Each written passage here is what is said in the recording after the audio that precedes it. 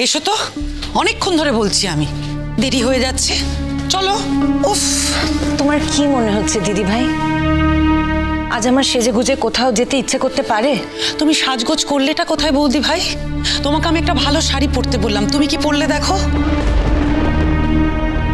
আমার ভালো লাগছে না।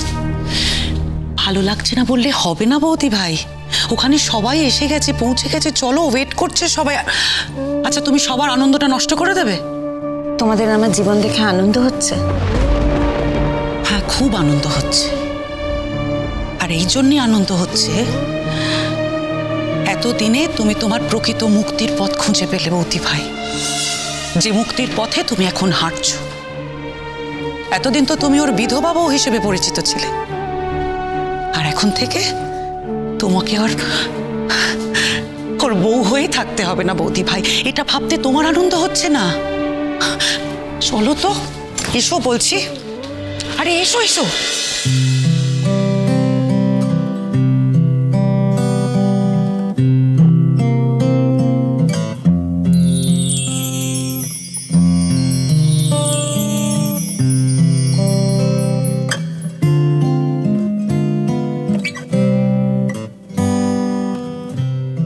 আগুনের পরশমণি ছোঁয়াও প্রাণী, এই জীবন পূর্ণ করো, এই জীবন পূর্ণ করো, এই জীবন পূর্ণ করো, এই জীবন পূর্ণ করো দহন দানে।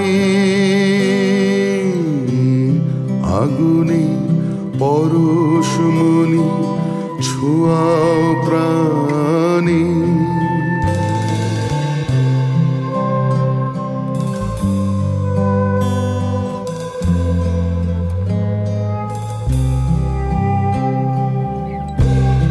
আমার এই দেহ খানি তুলে ধরো, তোমার ওই দেবালয়ের প্রদীপ করো। আমার এই দেহ খানি তুলে ধরো, তোমার ওই দেবালয়ের প্রদীপ করো। নিশিদিন আলোক শিখা চলুক গানে, নিশিদিন আলোক শিখা চলুক গানে। আগুনের পরশমণি ছোঁয়াও প্রাণী। হ্যাপি বার্থডে মা। হ্যাপি বার্থডে মা।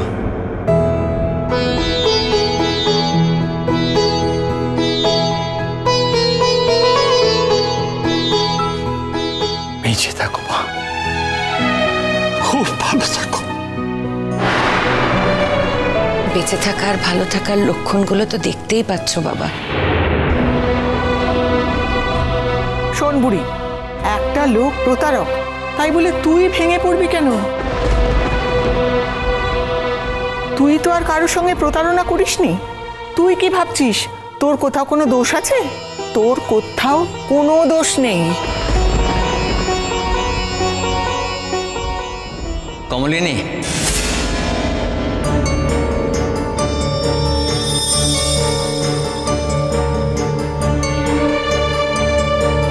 কি চাই এখানে?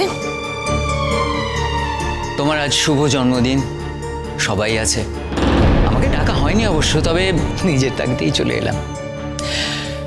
নতুন সব ব্যবস্থা করেছে, খুব ভালো, খুব ভালো। তোমাদের এই সম্পর্কটার ব্যাপারে আগে থেকে আমাকে যদি বলতে, আমি তোমাকে বিরক্ত করতে আসতাম না। কি সম্পর্ক? সকলের সামনে কথাটা বললাম, কারুর কি বুঝতে বাকি রইল কি সম্পর্ক? চন্দ্র, তুই নিজের চরকায় তেল দে। তুই নিজে যে মেসটা ক্রিয়েট করেছিস, আগে সেটা কিভাবে সামলাবি সেটা ঠিক কর, তারপরে আমাদের সম্পর্ক নিয়ে আলোচনা করতে আসবি। আর আমার আর বৌঠানের যে সম্পর্ক এটা তুই কোনোদিন বুঝবি না। এই সম্পর্কটা না পবিত্র, এই সম্পর্কটা বন্ধুত্বের, এই সম্পর্কটা সম্মানের, এই সম্পর্কে কোনো কালিমা নেই। অবশ্য সেটা তুই বুঝবি না, সুতরাং এটা নিয়ে কথা না বলাই ভালো। আমি আমার স্ত্রীর সঙ্গে কথা বলতে চাই। কে তোমার স্ত্রী? আইন মোতাবেক তো এখনো তুমি আমার স্ত্রী, তাই না? সেটা যাতে তুমি আর বলতে না পারো তার ব্যবস্থা আমি কাল থেকেই শুরু করছি। শোনো, আজ ওর জন্মদিন, তুমি আজকের দিনটা অন্তত ওকে রেহাই দাও। আমরা কেউ তোমাকে সহ্য করতে পারছি না। এখানে আপনার ছেলেমেয়েরা রয়েছে, আমরা সবাই রয়েছি। আমাদের সবার সামনে আপনি তো এইটুকু শিষ্টাচারও রাখছেন না যে কি বলবেন আর কি বলবেন না। এদিকে আপনার দ্বিতীয় স্ত্রী হোটেলে গেছে পেমেন্ট করতে, আর সেই পেমেন্টটাও পর্যন্ত কাকিমা দিয়েছেন। আপনার লজ্জা করে না? এরপরেও আপনার এতটুকু লজ্জা করে না? আপনি কি সব আইনের ঊর্ধ্বে নাকি? আমি তোমার সঙ্গে কথা বলবো না মা, তুমি এই বাড়ির একেবারে বাইরের মানুষ।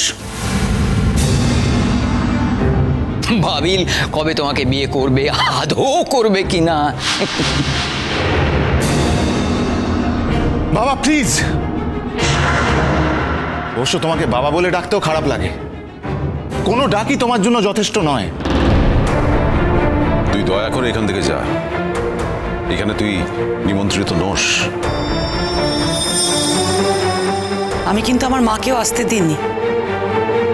ওনাকে আটকেও না দিদি ভাই, ওনাকে আসতে দাও। আমি জানি উনি ওনার ছেলের হয়েই কথা বলবেন, কিন্তু তাও এতগুলো বছর তো উনি আমার মাথার উপর ছাতা হয়েছিলেন, তাই আজ আমার জন্মদিনে আমি ওনাকে প্রণাম করতে চাই। ওই আমার বাবা মার শিক্ষা, সেখান থেকে আমি তো আর সরে আসতে পারবো না। তাই বলছি ওনাকে তুমি নিয়ে এসো, আর যদি বড় মাসিমা আসতে চান তাহলে ওনাকেও নিয়ে এসো। তোমার জন্য না লজ্জা আমার মাথা হেঁট হয়ে যাচ্ছে দাদা ভাই। বৌদি ভাইয়ের দিকে আমি তাকাতে পারি না সহজভাবে। আচ্ছা তুমি যা করেছো করেছো, এখনো তুমি নিজেকে সৎ সাজানোর চেষ্টা করছো কেন বলো তো? কি মনে হয় তোমার আমরা সবাই বোকা? না না, আমরা কেউ বোকা নই। বলছি, তুই বিশ্বাস করবি কিনা আমি জানি না, তবে মানুষের জীবনে অনেক সময় অনেক ভুল ভ্রান্তি হয়ে যায়, যেখানে তার সক্রিয় ভূমিকা না সবসময় থাকে না। তোরা হয়তো এখনো কেউ বিশ্বাস করবি না যে আমি ভুলে গেছিলাম সব, আমার স্মৃতি ভ্রংশ হয়েছিল। যখন আবার সব মনে পড়ে যায় তখন আমি নিজেকে একটা হোমে, আমি বলেছিলাম একটা হোমে নিজেকে পাই, কিন্তু ওই মহিলার বাড়িতে আমি নিজেকে পাই। চুপ করো, অনেক বাজে কথা বলেছো, আর একটাও বাজে কথা শুনতে চাই না। শোনো চন্দ্র, তুমি যে গল্পগুলো বলছো না, এগুলো টেলিভিশন সিরিয়ালে খুব ভালো মানায়। এরকম গল্প কোনোদিন মানুষের জীবনে হয় না। সুতরাং প্লিজ এই গল্পগুলো বলতে এসো না। তোমার কোনো গল্প আমরা এক বিন্দুও বিশ্বাস করছি না। দেখো, ভুল ভ্রান্তি তো মানুষের হতেই পারে, আর উনি তো বলছেন যে ওনার ভুল হয়েছে, কিন্তু ফাইনালি তো উনি বুড়ির কাছেই ফিরে এসেছেন, তাই না? আমার ননদের কাছেই ফিরে এসেছেন, নিজের বাড়িতে ফিরে এসেছেন। এখন দেখো, উনি যদি ওনার দ্বিতীয় স্ত্রীকে ডিভোর্স করে দেন, বা ওনার দ্বিতীয় স্ত্রী টাকা পয়সার বিনিময়ে ওনাকে ডিভোর্স দিয়ে দেয়, অবশ্য ডিভোর্সটা হবে কি করে? একটা বিয়ে থাকতে তো আরেকটা বিয়ে হয় না, ওই বিয়েটার তো কোনো বৈধতাই নেই। হ্যাঁ, একটা প্রপার্টি ইস্যু নিশ্চয়ই থাকবে, তারপরে উনি আর বুড়ি যেমন ছিলেন সেরকম যদি থাকেন তাহলে তো কোনো অসুবিধে নেই। আমার দাদা যদি তোমার প্রতি এই ব্যবহারটা করতেন তাহলেও কি তুমি এই কথাগুলো বলতে পারতে বৌদি? চিরসখা হে